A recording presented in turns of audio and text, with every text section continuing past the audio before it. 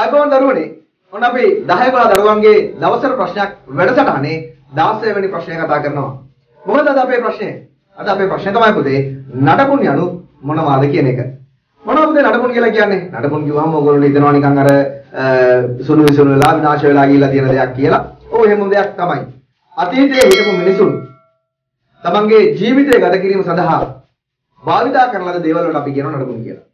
අද වෙනකොට පුතේ ඒවා විනාශ වෙලා ගිහිල්ලා විවිධ හේතු මත ආක්‍රමණ සංක්‍රමණ රටේ අභ්‍යන්තර ආරවුල් යුද්ධ වගේ දේවල් වලදී ඒවා ගොඩනැගිලි කඩා බිඳ වැටිලා. එතකොට මෙන්න මේවා අද අපි කතා කරනවා නඩබුන් විදියට. අද අපි ඉතිහාසය අධ්‍යයනය කරනකොට නඩබුන් වර්ග දෙකක් අපි අධ්‍යයනය කරනවා. මොනවද පුතේ මේ දෙක? ඒකේ පළවෙනි එක තමයි ආගමික නඩබුන්. දෙවෙනි එක තමයි පුතේ ආගමික නොවන ගොඩනැගිලි. එතකොට ආගමික ගොඩනැගිලි සහ ආගමික නොවන ගොඩනැගිලි අපි නඩබුන් විදියට අපි අධ්‍යයනය කරනවා. අපිට නඩබුන් වලදී අපිට දකින්න පුළුවන් වෙනවා පුතේ කරුණු දෙකක්, කොටස් දෙකක්. එකක් අපිට වර්තමානයේ සුන්බුන් දකින්න පුළුවන්කමක් ලැබෙනවා.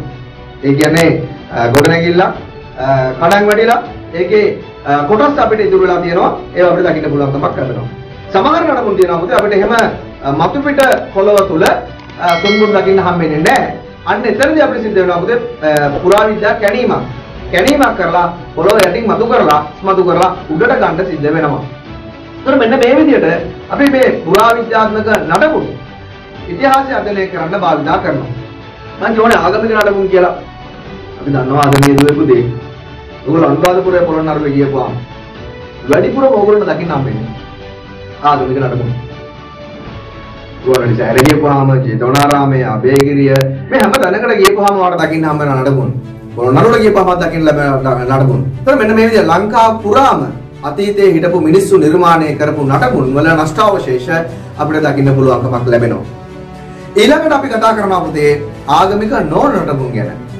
අපි දන්නවා හැමෝම දන්න ආගමික නොවන නඩබුන්ක් විදිහට ඉතාම ප්‍රසිද්ධ නඩබුන් බවට පත් වෙන පුතේ සීගිරිය.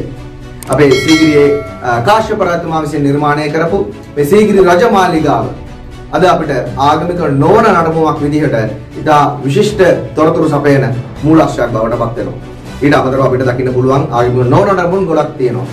පරාක්‍රම බහුරතුමාගේ සත්මහල් ප්‍රාසාදය, ඊට පස්සේ වැව්වමුණු, ඇලමාර්ග මේ සියල්ලක්ම පොකුණු, දියාගල් මේ සියල්ලක්ම ආගමික නොවන නඩබුන් ගණයට අයත් වෙනවා. ඒතර ආදරණීය දුවේ පුතේ මෙන්න අපේ ඉතිහාසය අධ්‍යයනය කරනකොට මෙන්න මේ ආගමික නඩබුන් සහ ආගමික නොවන නඩබුන් අධ්‍යයනය කරලා අතීතයේ සමාජයේ පැවති තත්ත්වය පිළිබඳව අපිට අවබෝධයක් ලබා ගන්න පුළුවන් වෙනවා. එහෙනම් දැන් දන්නව නේද නඩබුන් කියන්නේ මොනවද කියලා? එහෙනම් අපි ඊළඟ දවසේ ඊළඟ ප්‍රශ්නෙන් හම්බෙමු. අපි රාවණාගේ දරුවෝ.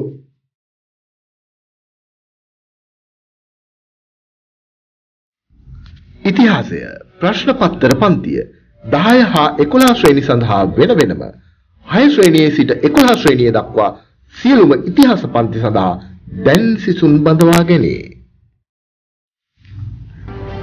ලියාපදිංචිය සඳහා පහත ඩිස්ක්‍රිප්ෂන් එකේ ඇති ලින්ක් එක වෙත යන්න. විස්තර සඳහා 077 68 222 77 අංකයට WhatsApp කරන්න. OP Education ඉගෙන ගන්න හොඳම තැන.